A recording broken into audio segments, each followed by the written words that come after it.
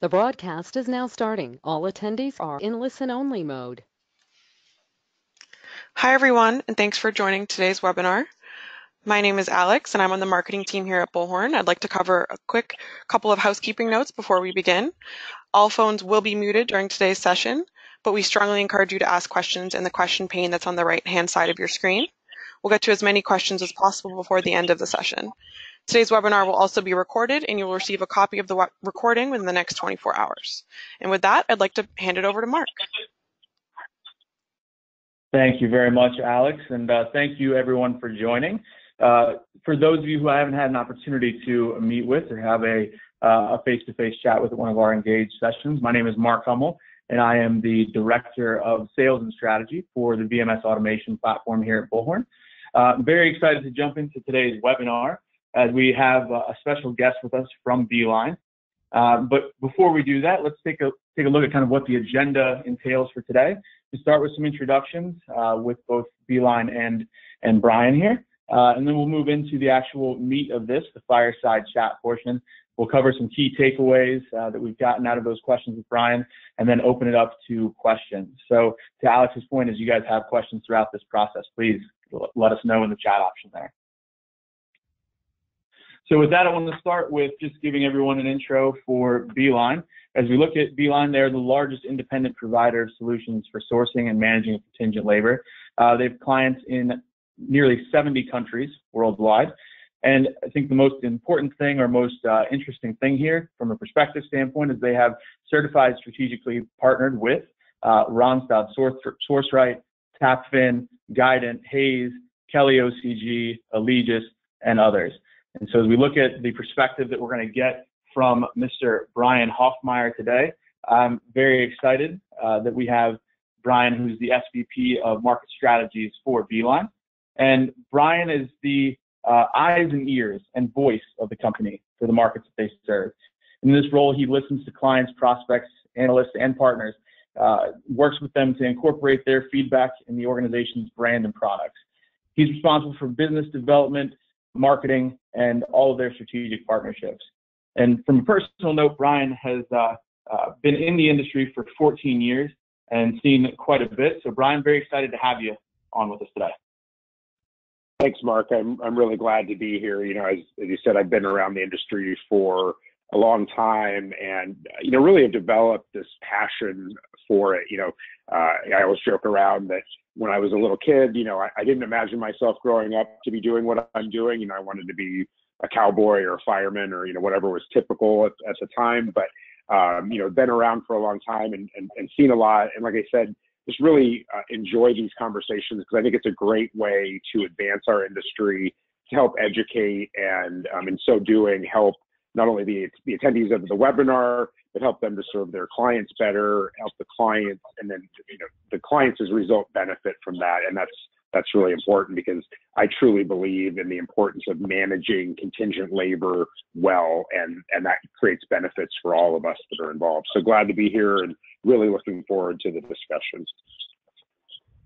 Absolutely. That's actually a great intro to kind of where we want to start this off, right, Brian, is to talk about, you mentioned there that this whole ecosystem that exists, often we're talking about one relationship between one of these two players, but if we can all kind of collaboratively be on the same page, that ultimately helps us fulfill that one common goal. So wondering if we could start maybe by just you giving us a little bit of an intro on who the major players are in this ecosystem and what you feel like their role is.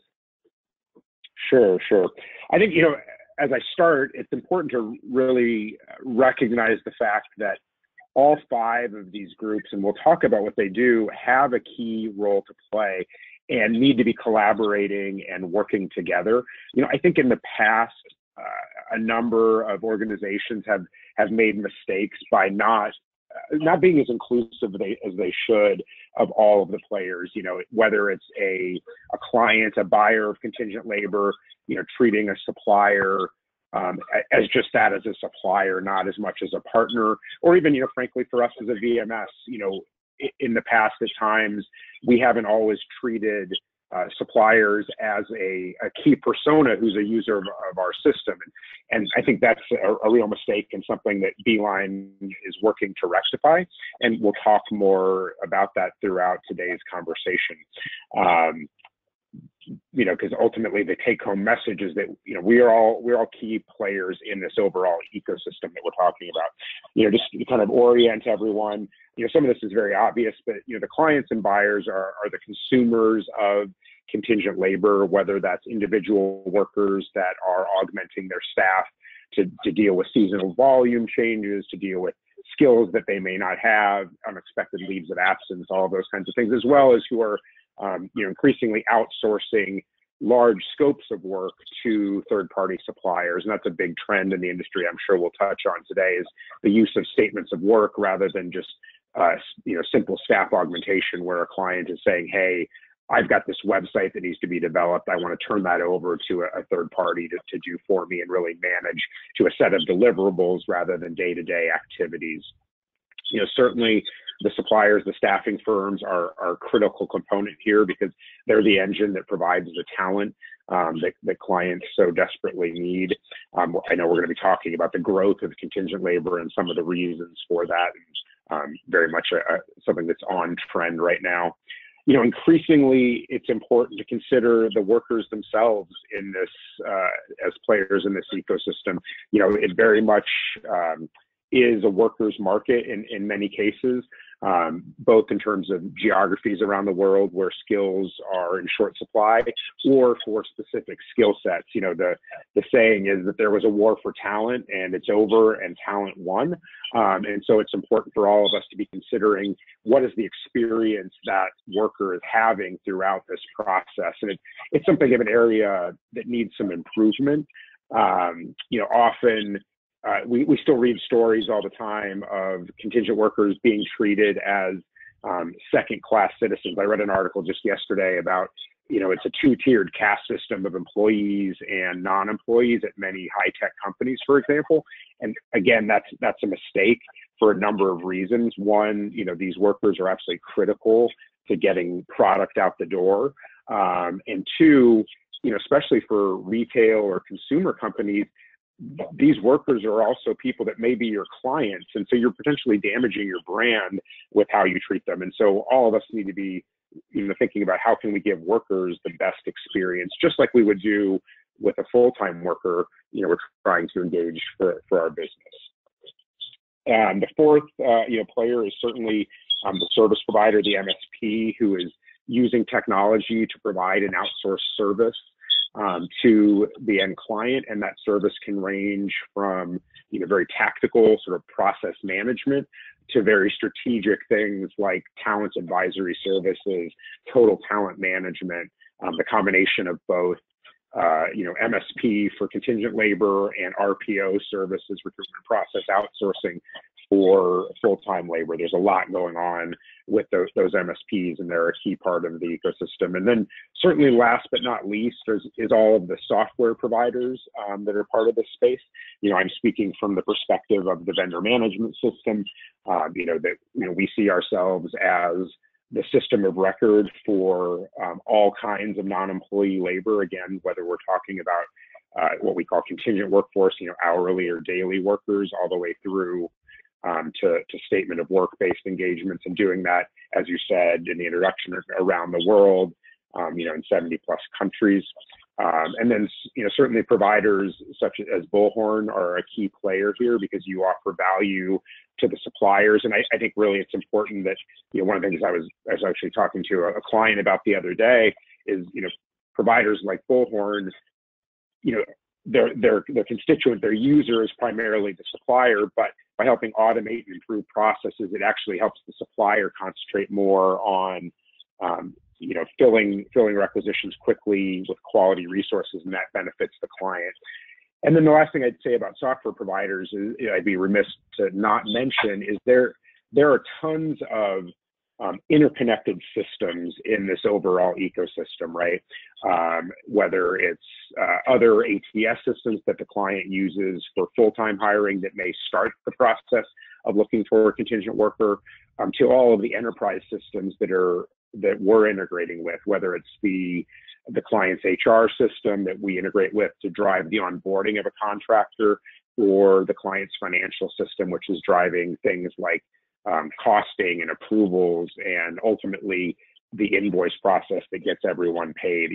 Increasingly we're seeing more and more integrations. It's becoming easier and easier to integrate systems.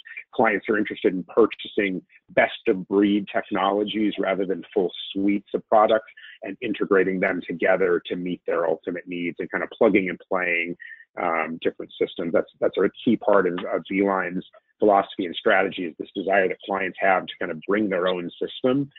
Just like you hear about companies pursuing bring your own technology approaches for their own workers, companies want to bring the systems that they're already using and integrate them together. Absolutely. I couldn't agree more, specifically on the software portion. As we look at where that all benefits throughout the chain, I think that's an important piece that I'm glad we're communicating to end clients and buyers as well. Agreed.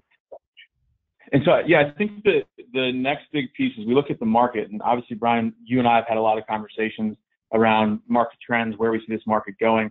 I think the stats that we're seeing coming out of SIA are certainly pointing at least to a definitive, the VMS and MSP markets across the globe are currently growing. $154 billion in spend going through a VMS platform of some sort in 2017.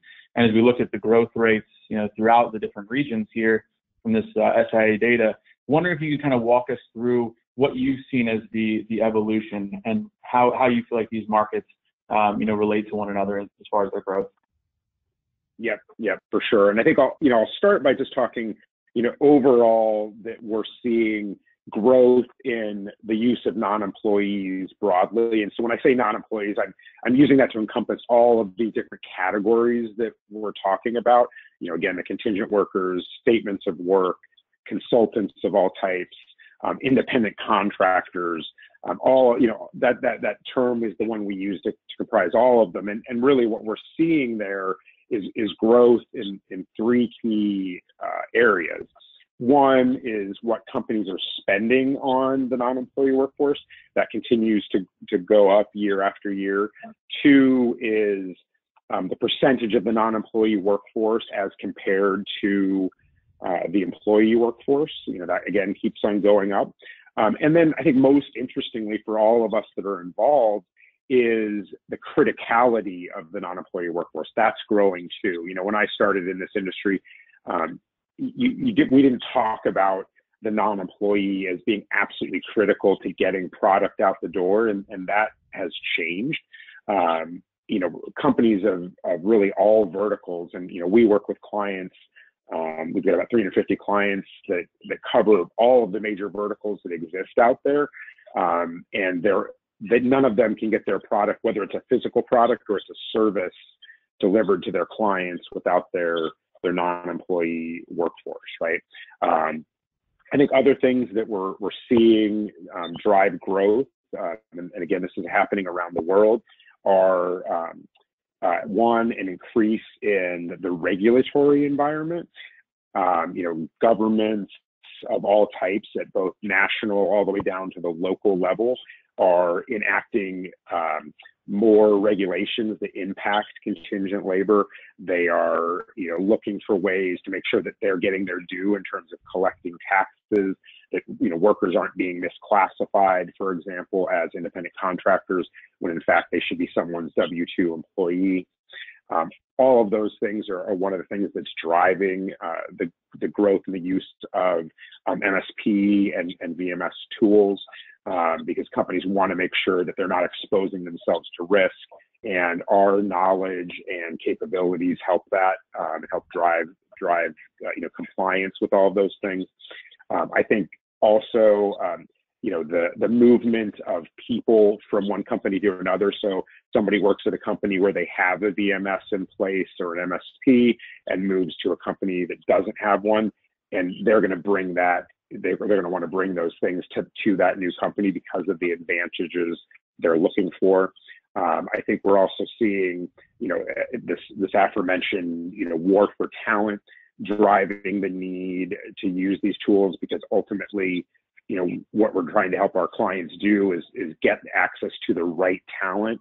And when I say right in that context, I mean the right combination of person, skill set at the right time, at the right quality, and at the right cost. And tools such as ours can really help do that. And the entire ecosystem that we're talking about can really help do that as well. And then getting down into some more, sort of micro level things, I think we're seeing growth that differs in different markets for different reasons. I think in the US and North America, where the use of VMS and MSP is the most mature in terms of large companies having adopted it in the majority of cases, I think we're seeing companies will adopt tools such as ours or an MSP, but they won't use it for all of their contingent labor. They may use it in pockets, certain departments, locations, and so we're seeing a lot of expansion with existing clients where they set a goal to capture all of their contingent workforce worldwide, regardless of country, regardless of what kind of spend it is, and so that's driving some growth. I think in this market as well, we're starting to see more and more usage by and solutions for smaller companies, more, what we term mid-market companies. And that's, again, being driven by an increasing usage of contingent labor. It starts to make sense for a company that's, maybe only 1,000 employees to consider using a VMS or an MSP in some form or fashion, because they have maybe 200 non-employee workers, and so they need a tool to manage that. I think in other regions we've got some similar trends. The way we kind of look at the market is that, and this is by no means meant to be sort of U.S. centric or North American centric. It's just the way the market has evolved. Is that North America is the most mature in terms of usage of these tools that we're talking about, and then it's followed by Europe, and then Asia Pacific. Specifically in Europe, kind of the most mature again in sort of the Western Northern countries. So in the United Kingdom, the Netherlands, Germany, France, and then less usage in sort of Eastern and Southern Europe. And a lot of that's because of the regulatory environment in those countries is just not as friendly to contingent labor in general. The regulations just are sort of more biased towards full-time employment. And that even affects us as a software company in terms of what we're able to offer to our clients. And then the industries that are there tend to be, in a lot of cases, smaller, and so not as much, large industry that's needing of these tools. But I think we'll see more adoption in those countries. And then Asia is a really interesting region. It's obviously a massive region. Whenever I use the term APAC, it's sort of it's a bit of a misnomer. It's just what we call it, but it's, there's so many countries spread over such a vast geographical difference with huge differences in environment and culture. I mean, Australia is a very different place than Malaysia, than India, than Japan, than China. And so it's really, it's very fragmented, and the things that need to go on in each of those countries is going to vary. But really the big trend that we're starting to see in our world was that a few years ago, we had North American and European-based clients that were expanding their use of our tool, or expanding the use of their MSP as well, into Asia, and really kind of pushing the program into that country. And really the change we've seen now is switched to what I call a pull strategy, where companies that are headquartered in the region are now going out and looking for VMS and MSP and supplier solutions sort of natively from those headquarters. Really, that's led by both Australia and New Zealand. Both of those countries have a large presence in financial services and in telco, which are two verticals that tend to use a lot of contingent labor. And so they're driving that growth as well. We're also seeing growth in in countries like India and in Singapore as well. That's really interesting to watch, and I think we're going to continue to see evolution of those particular markets. Well, that's greatly appreciate the overview there, and I think another interesting thing too that I know you and I have talked about, but as we talk about the maturing of this MSP VMS market, and specifically in evolving into other regions, as we look at the actual client side of things, so the client and buyer side, there's always been this, this big piece out there of, well, VMS and MSP business can be lower margin, and it's kind of like a race to zero is what it's felt like. But I know you've had a vantage point on that, maybe shifting a little bit. Can you elaborate on that? Yeah, for sure. I think it is shifting for a number of different reasons. Again, starting to, I'm not trying to beat a dead horse, but part of it is the growth of contingent labor and all those factors that I talked about before, and again being led by this idea of criticality to getting product out the door. The fact that talent is scarce in a number of geographies around the world, as well as for key skill sets, is changing that. As well as one of the things that we've really seen change over the last 5 to 6 years is who's involved in managing contingent labor at our clients. The story I like to tell is every year at staffing industry analyst conferences for buyers of the contingent labor, somebody asks the question of the audience, raise your hand if you're procurement, raise your hand if you're in HR or talent acquisition. And we've really seen a shift in terms of the number of hands raised that are HR and talent acquisition. 5 or 6 years ago, it would have been a relatively small percentage and mostly procurement folks in the audience. And that's shifted to more and more HR. And again, it's being driven by the fact that it's a critical part of the talent strategy. And that's what HR and talent acquisition do, is they create and manage and execute on talent strategies, as well as the day-to-day tactics of how work should get done. And it's not to say that procurement doesn't have an important play in this. We feel that both parts of a client's organization, as well as the business themselves, should be involved in a well-run program, because they all have perspectives and needs that need to be brought to bear. But ultimately, I think the race to the bottom, it will change, because it's no longer just a focus on cost at many of our clients. It's a focus on sort of managing that triangle of the right combination of cost, quality, and time. Time to fill, and looking at each of those things. And I think that creates opportunity for all of us in the space, and really is frankly a more interesting conversation than just always talking about saving. It's not to say that it couldn't change back, depending on sort of macroeconomic conditions, and we even see variability, in different industries depending on the pressures that they're facing, right? Like the classic example is oil and gas. When oil and gas was booming, it didn't really, somewhat facetiously matter what you paid for the resource. You just needed to get a resource to get, product out of the ground. And then when the price of oil crashed, those companies became incredibly cost conscious. And so I think it's just important that we're all having these conversations and understanding truly what the client's business needs are, and working to meet those. Does that kind of answer your question? Yeah, no, absolutely. I think that was the really important distinction that I had heard as well, as we talk about, this being a smaller margin business sometimes for our staffing partners versus their, direct hire models. So it's good to hear that this race to zero is hopefully at least, starting to see a trend that's focused around the quality of the candidate delivered as well. So. Yeah, and I think part of that too, one of the things that somebody just said made me think of is also shifting is, I think there's a changing attitudes, around a number of things that have frankly marginalized staffing suppliers in the past, right?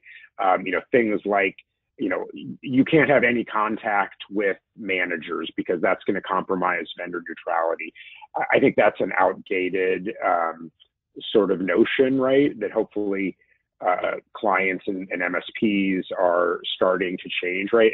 And they're allowing appropriate contact, not certainly anything that would sort of create the potential for favoritism or anything that they're trying to avoid, but it's important to have that contact because we are ultimately in a people business where we all need to understand when a manager says, these are the things that I'm looking for, that everyone understand what that really means to that manager. And so encouraging that kind of communication is important. I think some of that is being driven by the HR involvement that I was talking about. Some of it's being driven by, a shifting of attitudes around things like co-employment. I think, for example, companies were so scared for a long time about, sort of having happened to them what happened to, say, Microsoft with, sort of co-employment lawsuits that people still remember, even though they were, 15 or more years ago. These clients, most of our clients are large companies and they do take a while to change, but we're starting to see a shifting of those kinds of things where, it just creates better communication throughout the process. Another great example is clients for a long time have often been unwilling to rate the performance of a contingent worker because they were worried about that creating a co-employment risk for them. We're starting to see a shift there, and that just creates a better opportunity for conversation about the quality of the worker versus the cost. And where again, all parties can work together to say, okay, what is the right combination of things? What do we really need here? Absolutely. Yeah, I think that's the important evolution of the industry in general, is obviously that we're all continuing to have more open discussions and in that ultimate goal of getting the right person in the door. I think, as you were mentioning there too, Brian, from the growth, not just internationally, but still growth in North America as well. One of the interesting trends that we've seen from a couple of years of SIA data is that, to your point, the largest companies are typically the ones that are responsible for the most VMS spend. So those, 10,000 plus companies having, 60% of the overall spend in VMS right now, but we're seeing that actually year over year, that 5,000 to 9,000 employees, so what we might consider maybe a medium-sized company or client or buyer, is now getting introduced more and more frequently to an MSP and a VMS system. Is that something that you guys are seeing as well, and maybe something that you guys directly targeted? It definitely is. Again, as companies use more and more contingent labor, if you take that example of that 5,000 to 9,000 person company, let's say conservatively that they only use 10% of their workforce is non-employees, right? We're already talking about 500 to 900 people, and you definitely need tools and processes to manage that population of workers. And 10% is a relatively conservative number, especially depending on industry, right? We can see that vary significantly. And also in terms of industry, the amount of money you're spending can vary significantly, right? So again, for easy math, if you're a 5,000 person manufacturing company and most of your contingent workers are working in your warehouse doing order fulfillment, picker packer kinds of things, right? It's a significant amount of money, but it's not massive. But if you're a high tech organization and you're talking about 500 IT resources, it becomes a pretty large sum of money you're spending, and you want to get control over that efficiency, all of the benefits that programs such as ones that run on a Beeline VMS with one of our MSP partners can deliver. I think also, again, that movement of people who have knowledge of how to manage contingent workforce is driving this. We've had a number of sort of former clients from a larger company go to a smaller company and start to think about how to manage at those smaller companies. I think that's driving growth. And then I think for us specifically, technological efficiencies are helping here as well. I don't think it's a surprise to anyone when I say that, in the past, VMS implementations could often be, sort of long and complex and time-consuming, cost impacting for all of the parties involved, right?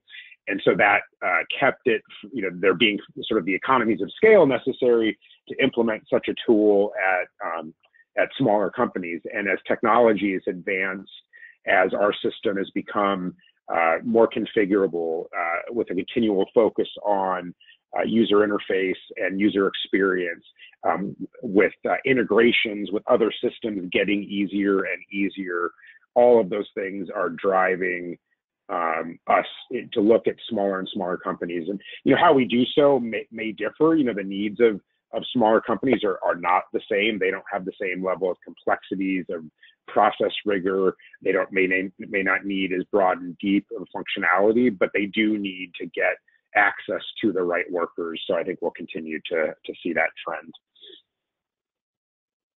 Awesome. Yeah, no, I completely agree. I think, as we look at both of those two pieces, right, it's ultimately pointing to there are a lot of factors for why the VMS and MSP market is growing, why it's growing beyond, just large companies into kind of your medium-sized company relationships. And I think the question that we get quite often is, and quite frankly, that we pose to a lot of our clients in the supplier and staffing firm space is, with that growth, are there specific strategies that people are employing to help them win this business and differ that process from their direct hire business? So, Brian, I guess especially as you talk to the MSPs that you guys partner so closely with as well, the great thing is they're pooling all of these resources and jobs together, right? Have you seen, or have they talked to you about some strategies that the suppliers and staffing companies here can leverage from that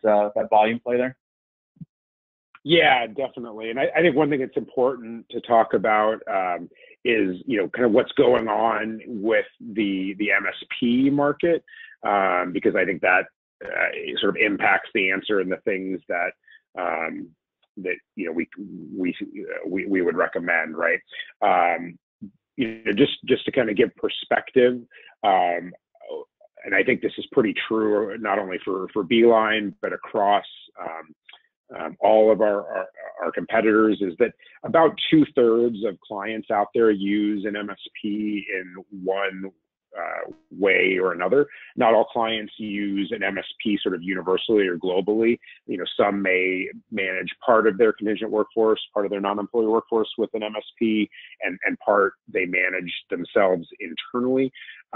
Or it may even be geography based. They use one MSP in one part of their business in one country and another, in another part of the world. But also, kind of related to that, all clients, that we would, at least that are listening to our recommendations, are going to either have an MSP or something internally that looks like an MSP. This is not a world that can be turned over to what I would call manager self-service. Sometimes you hear of companies where they try to make the manager fully empowered to do everything in terms of managing their employees and their HRIS system. That doesn't work in our world. You need some expertise, again, whether it's external or internal, to manage the program. We're seeing a lot of evolution in that MSP space. We are seeing, clients change from one MSP to another quite frequently. That's very much a trend that we're seeing, and the MSPs certainly talk about as well.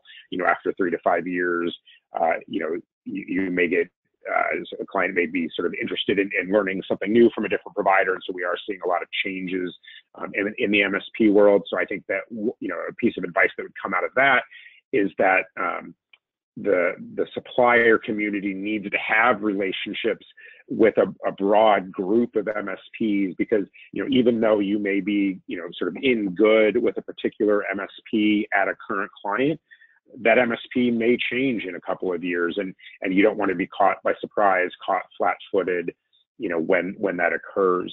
I think we're also seeing the MSPs continue to evolve their business models and and work to become more strategic to their clients, offering things again like total talent management, direct sourcing, RPO type services. And so that's actually driving somewhat of a renaissance, as we call it, with the MSPs in terms of both new offerings, and we're actually seeing some growth in the percentage of our clients that are using MSPs. If we look at our pipeline from a sales perspective, we have a lot more that are looking for MSPs from a percentage basis than we have historically, which is pretty interesting to watch, and something that a lot of people in the industry are kind of talking about. But I think in terms of that, advice, again, it's making sure that you have a relationship with the MSPs, understand what they're trying to do, what their goals for the client are, and how you can help achieve those. It's both sort of doing that from a gentle perspective, but also being direct and persuasive when you as a supplier are not getting the things you need in order to be successful. I think you need to state that in a professional way to the MSPs and make sure that they and the client know what your needs are, because ultimately that's going to help the client get the resources that they want. I alluded to this earlier, that in the past, VMSs like ours have not really embraced suppliers as a key user, and that's something that's changing. We work with a number of suppliers in terms of things like getting feedback on our user interface, at looking at integrations that we can build. And I know we'll talk about that later here, Mark, is how Beeline and Bullhorn are working together to get information in and out of our systems faster, easier, again, so that everybody can concentrate on the ultimate goal, which is filling requisitions with high quality candidates. So I think that looking at and again we'll talk about this in a bit of a preview in terms of looking what are the technologies that you can use to help win in this environment. And then the last couple of things is make sure that you play within the rules and don't try to go outside them. When a client has selected an MSP and a VMS to help enforce those rules, they've done so for a reason, and so you need to try to work within those rules and work to perform against the SLAs that the client has indicated that are important to them, and that ultimately that can help your business more broadly, not just at that client, but if you're performing well at one of an MSP's clients, they're going to look to promote you and give you more business at other clients as well. And I think that's pretty important. I think the last thing I'll close with saying is, ultimately it's about just know, what the roles are of each player. It's really the MSPs and the clients that can help you get on more programs. From a VMS perspective, I'm asked a lot, whether it's at email or on, via email on LinkedIn or at conferences, how can you help me get on Beeline programs? And that's not our role. We're really facilitating, that process when a client or an MSP says, I want to add supplier ABC to my program. Our tool facilitates that, but we don't influence that decision. Perfect. And I appreciate the synopsis there. I think it, to your point, leads perfectly into really the strategy around, you have to have a relationship with the MSP. You want to play within the rules there, to continue to have that good relationship, get those relationships leveraged into more opportunities with that MSP.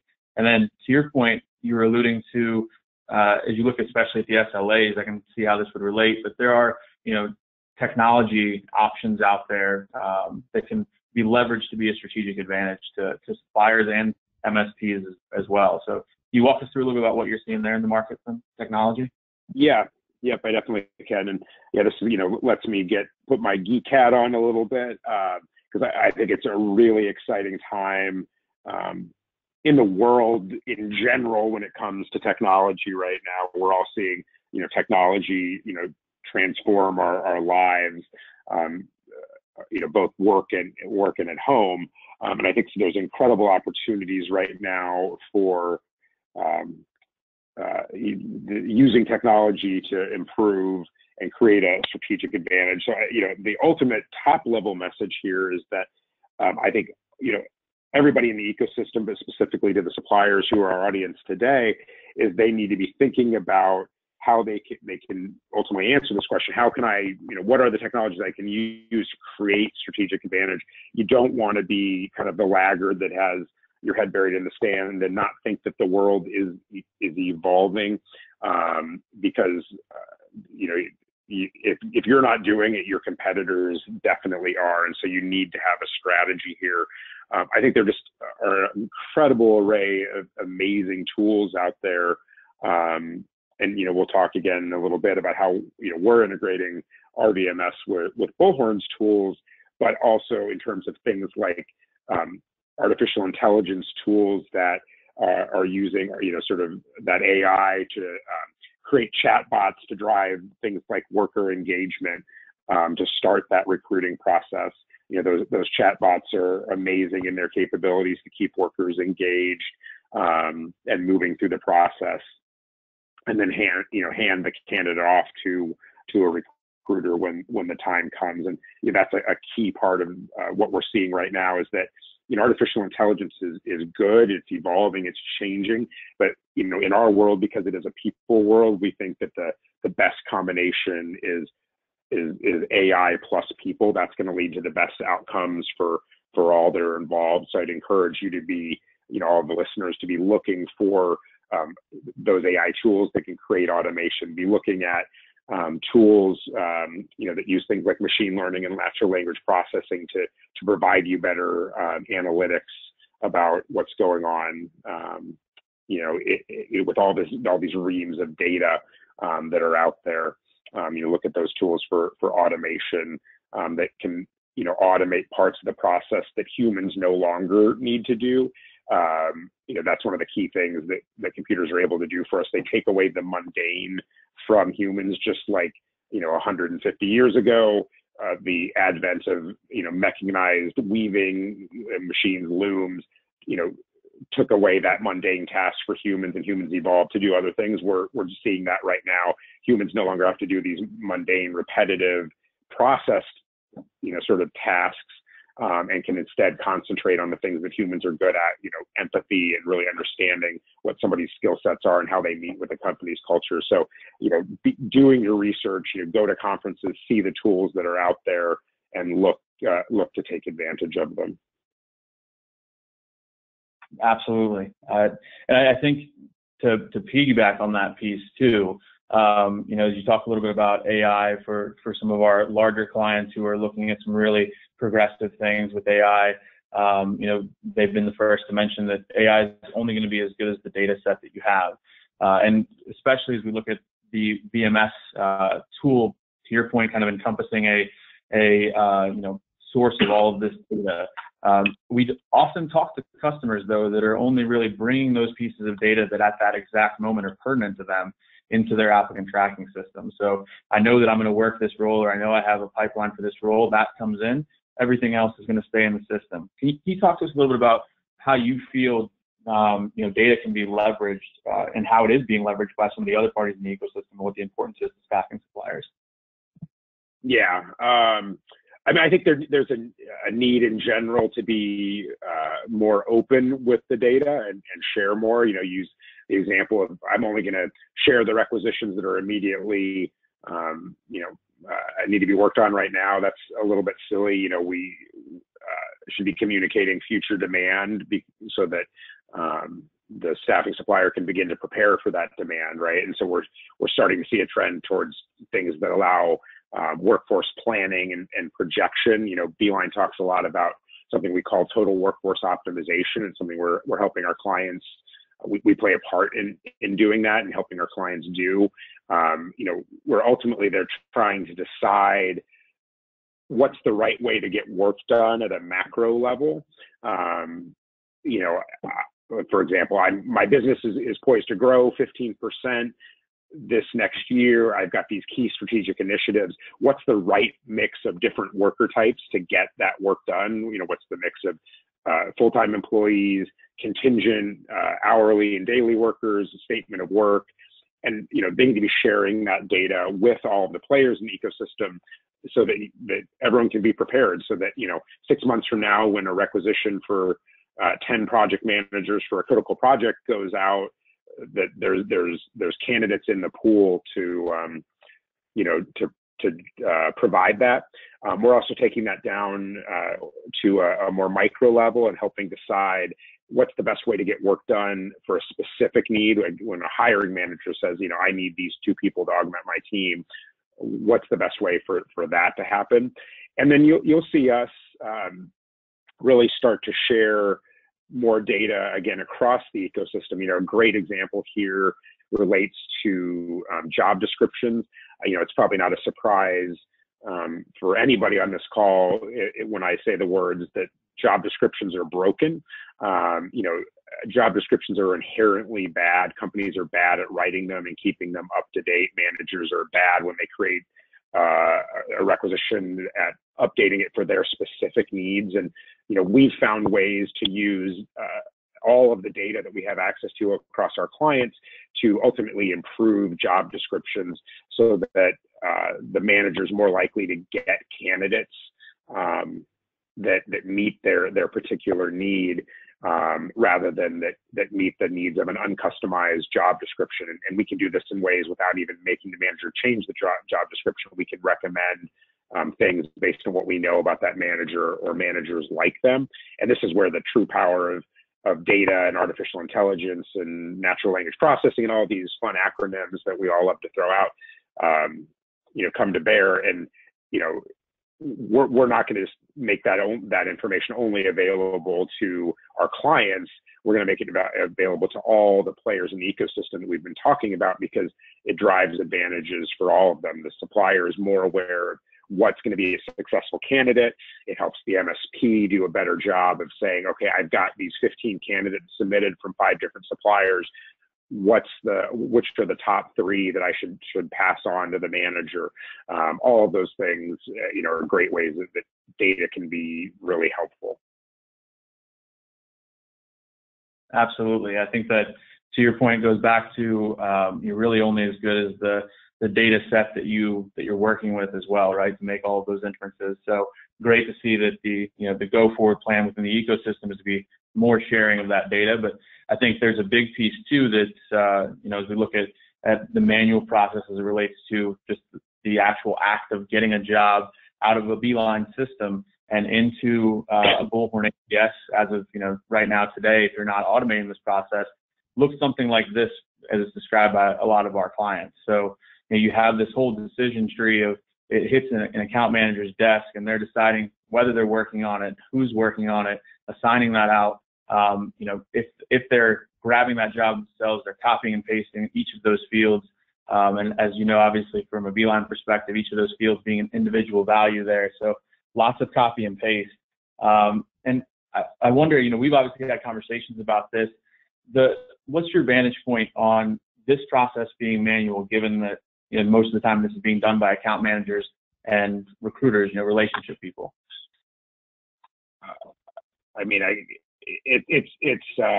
It's very much poised for automation and should be automated, right?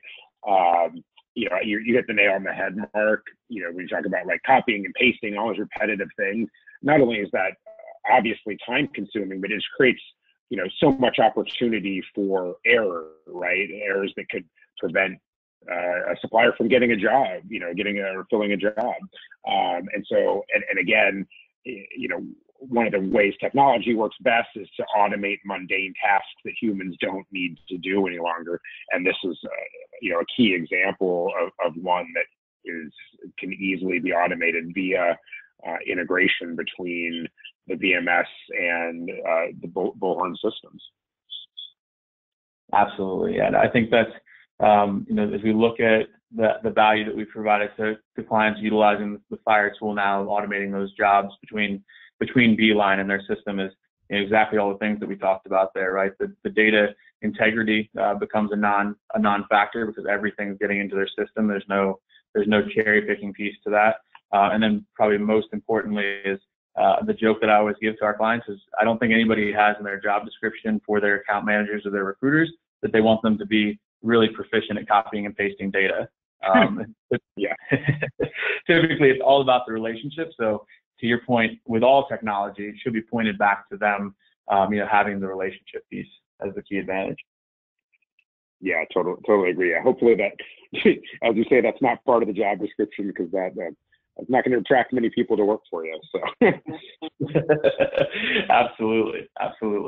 So I appreciate that we're coming up here towards the end. We want to probably get a couple of questions in from Alex. So as I flash these key takeaways on the screen here, Brian, feel free to add anything to this, but I think the big pieces there is obviously we're seeing that shift to focus on quality, which is great for us as an overall ecosystem.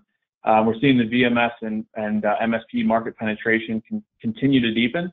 So it's not going away, which just means that we need to have an adaptive process to working with these VMS and MSP systems that differs from the direct business. And then the technology and data should be leveraged as strategic differentiators, and hopefully everybody's gotten some ideas for some things that they can take back with them as well. Yeah, I mean, I think you summed it up. Obviously we collaborated on these takeaways, so yeah, I agree with them. And I guess the thing I would say is, we're always glad to have these conversations. I'll be at the Bullhorn Engage conference, and glad to chat and understand what the needs are of suppliers in this ecosystem, and connect you with our product team as appropriate, and do things like that are, I think can help everybody, because we really all should be communicating, so we're all delivering something that's ultimately critical to our client in this process. Absolutely. Couldn't agree more. And so with that, I would say, Alex, I'm not sure if we have some questions that have come in, if we're all right on time to answer some of those. Yeah, sure. Well, thanks. First of all, thanks, Mark and Brian. That was super helpful. A lot of great content. We had some good questions come through, so I think we might have time for one or two. And then if we're not able to answer your question on the air, we definitely will follow up via email after. But basically, one person was wondering, it sounds like there's a trend going towards smaller companies using VMS and MSP, and someone was just wondering, what is the size of the smallest client that would be employing a VMS or MSP? It's a good question, and it's sort of a hard one to answer, because different clients and different verticals, and depending how they use contingent labor, right? It could be a relatively small company that's using a number of highly paid resources, right? Or it could be that a relatively small company has a philosophy to use a lot of contingent labor rather than their own employees, or be forced to do so by circumstance. Great examples are, probably some of our smallest clients in terms of the number of employees that they have are companies that are based in the Bay Area and the Silicon Valley, who meet all of those criteria, right? They're using pretty highly paid resources, and by both philosophy and circumstance, they are using a lot of contingent labor because it's how workers in that environment want to work. And so it's maybe not even the company's choice that in order to get their software built, they've got to use a lot of non-employee developers and data scientists and graphic designers and all of those kinds of things, right? So it's hard to put an exact number on it. Probably for us, it's our smallest clients are using 150 to 200 contingent workers, somewhere in that range. But I think we'll see that number get smaller and smaller, and we'll offer different versions of our product for smaller clients in the future. Awesome, thanks. I think just one other question. A couple people asked sort of the same thing. They were wondering, since VMS business is typically pretty low margin, how do you sort of make it work, and how do you continue to use VMS to your best advantage with such tight margins? I think, one is take advantage of all the tools that you have available to you, right? Tools like Bullhorn's Fire can help reduce your costs because, again, you're no longer concentrating on manually typing things in, doing all that cutting and pasting that Mark and I talked about. So that creates efficiencies that lower costs. Working, within the rules and making sure that your voice is heard by the MSP, by the client, I think can help there as well. So I think all of those things will contribute to efficiency there, as well as this thing we talked about, that there is oftentimes less of a focus on cost and more of a focus on, balancing the right things. The cost, the quality, how long it takes to find the person. I think those things will all kind of change those things. And then, frankly, we don't see a trend of VMS adoption declining, right? It's going to keep on going up. And so this isn't meant to sound overly harsh, but you need to find a way to work within these systems because it'll reduce your opportunities if you're not. Absolutely. All right. Well, I think that's it. We're a little bit over time. So if we did not answer your question, once again, we will follow up via email. And I think I can speak for Brian, Mark, and myself. Thank you all for attending, spending an hour with us today, and we'll chat with you soon. Thank you very much. Thanks, everybody. Thanks, Brian.